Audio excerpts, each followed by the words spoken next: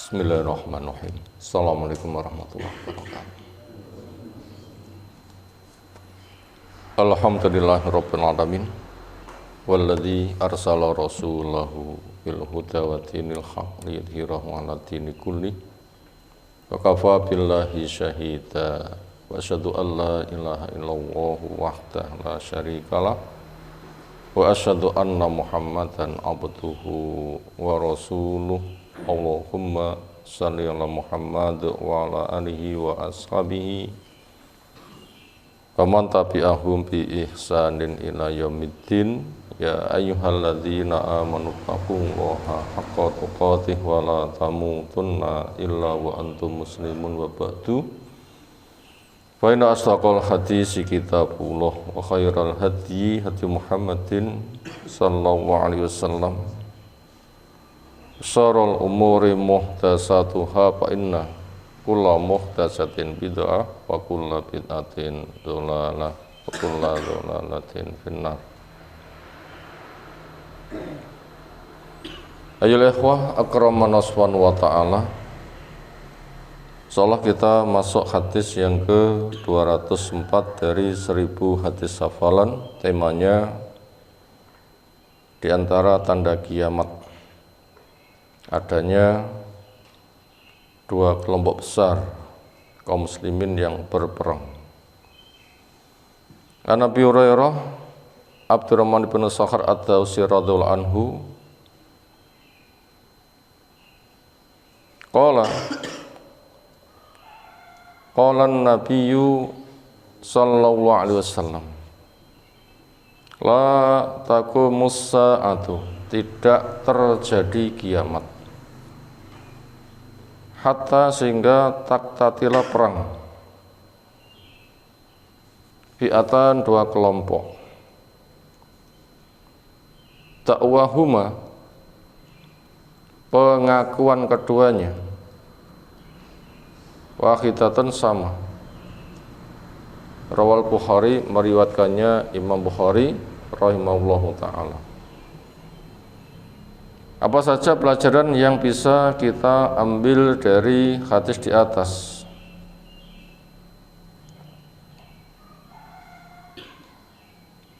Pertama tentang alamatun nubuwah, tanda kenabian.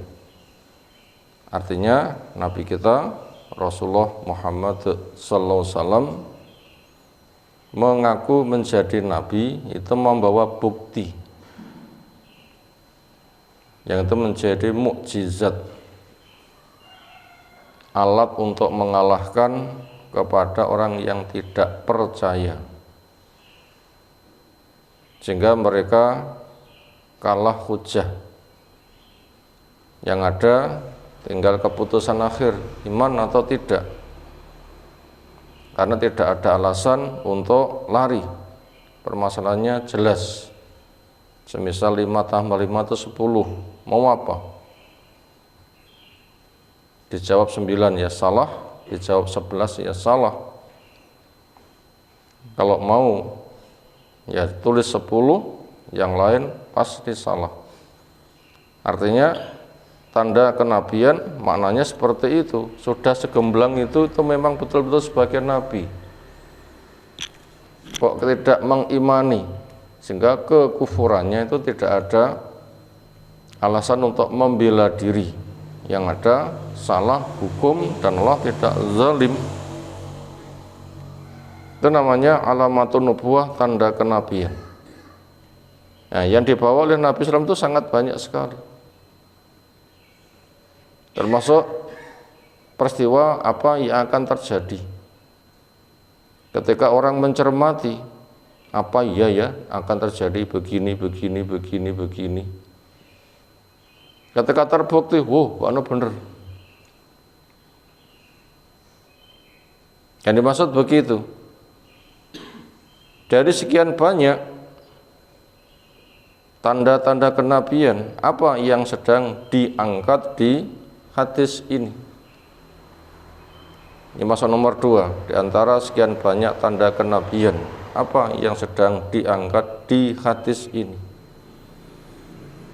Yaitu akan ada dua kelompok besar dari kaum muslimin, ternyata mereka perang. Namanya perang, sini membunuh sana, sana membunuh sini. Yaktatilan. Sana membunuh sini, sini membunuh sana. Padahal kita tahu sesama muslim itu jangankan darahnya nggak boleh. Semata diribah sudah nggak boleh. Dicaci, dimaki nggak boleh. Nah, bagaimana menumpahkan darah?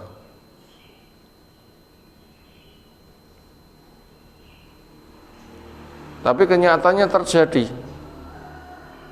Apa permasalahannya dan apa hukumnya? Tentunya seperti itu butuh untuk digali. Jadi masuk poin yang kedua, kita ulang kembali. Di antara tanda kenabian adalah dua kubu kaum muslimin yang sama-sama jelas keislamannya, yang itu hukumnya haram, jangankan dibunuh, didustai saja tidak boleh, satru saja 3 hari harus ngaruh, ini kok ternyata malah membunuh. Maka kita harus mengetahui apa sebabnya dan bagaimana hukumnya. Itu tadi pelajaran yang kedua. Pelajaran yang ketiga, siapa dua kelompok itu? Ternyata bila kita lihat syarahnya, ini adalah kelompok Ali bin Abi Thalib, salah satu dari Khulafaur Rasyidin yang dijamin masuk surga dengan Muawiyah, seorang sahabat Nabi, gubernur Syam. 20 jadi gubernur, 20 tahun jadi khalifah, juga termasuk penulis wahyu. Walaupun keislamannya beda, Ali sejak dari awal, Muawiyah masuk kategori akhir-akhir, sekitar penaklukan kota Makkah tahun 10 Hijriah, bukan 10, 8 Hijriah, sekitar itu. Makanya Ali termasuk as-sabiquna awwalun, generasi awal Islam. Karena nilai keutamaan para sahabat satu dengan yang berbeda-beda. Yang keislamannya di generasi awal yang mengalami ujian sangat berat, ini lebih utama daripada yang masuk Islam pada generasi akhir. Sahabat secara total tidak boleh untuk dicela. Ternyata dua kelompok itu adalah kelompok Ali dan kelompok Muawiyah. Itu tadi pelajaran yang ketiga. Lalu yang keempat, apa sebabnya? Tidak lepas dari secara alam sebab adu domba dari Yahudi yang menyusup masuk Islam diawali oleh Abdullah bin Sabah. Yang Yahudi, Nasoro, musyrik itu menjadi musuh. Nah, cara memusuhi aneka ragam, termasuk menyusup berpura masuk Islam. Akan membuat kelompok-kelompok sempalan yang merongrong dari dalam. Yang korban pertama, Nabi SAW dituduh tidak adil. Korban berikutnya, Abu Bakar, Umar dianggap itu tauhid, perampas hak Ali. Korban berikutnya Utsman diberontak. Korban berikutnya Ali Muawiyah diadu domba.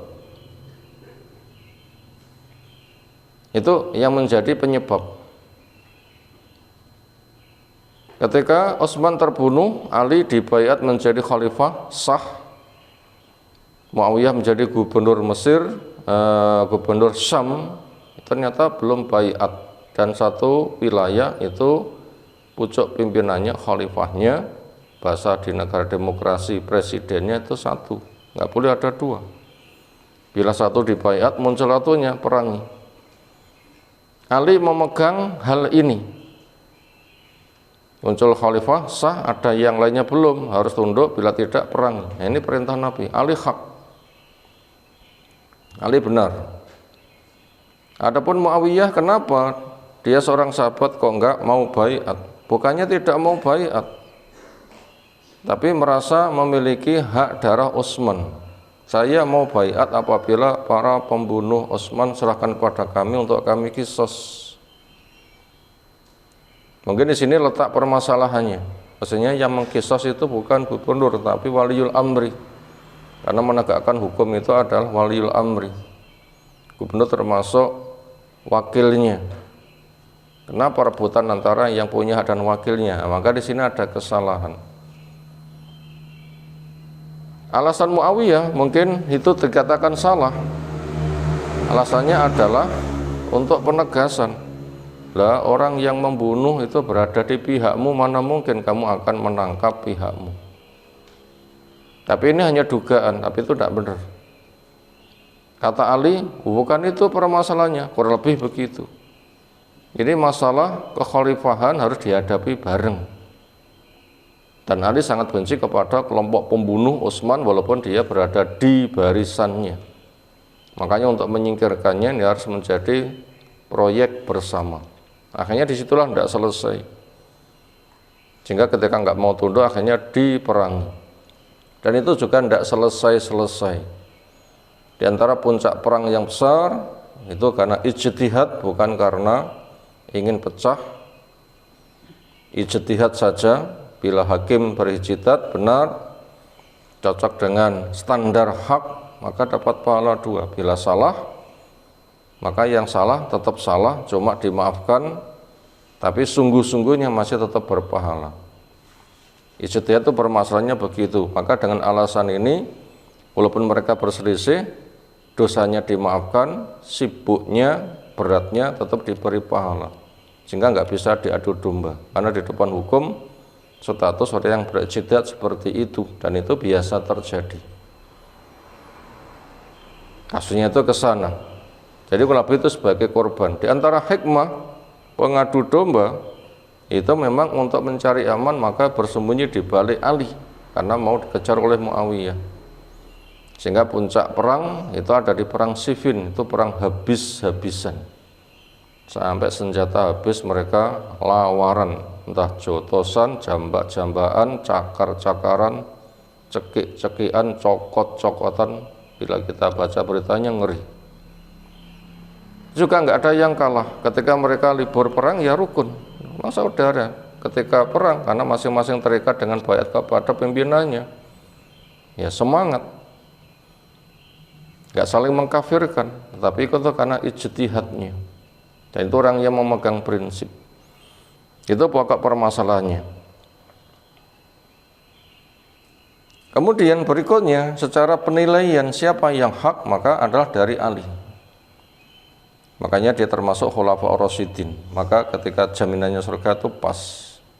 Adapun Muawiyah termaafkan dan tidak boleh mencaci maki kepada para sahabat karena salah mereka itu sebatas ijtihad.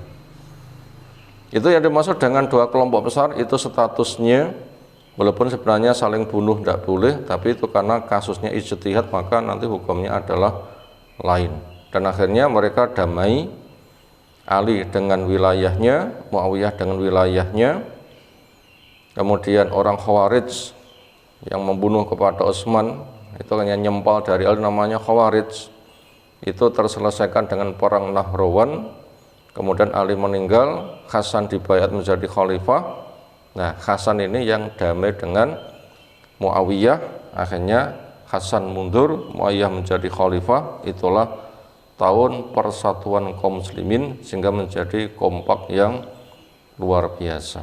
Tadi beberapa pelajarannya berkaitan tentang tanda kiamat, adanya dua kelompok besar yang berperang, sebagaimana telah kita sebutkan kriterianya, yang itu semua merupakan bahan pelajaran untuk kaum muslimin dari masa ke masa. Demikian, subhanakallahumma bihamdika, asyhadu an la ilaha illa anta, astaghfiruka wa atubu ilaik. Assalamualaikum warahmatullahi wabarakatuh.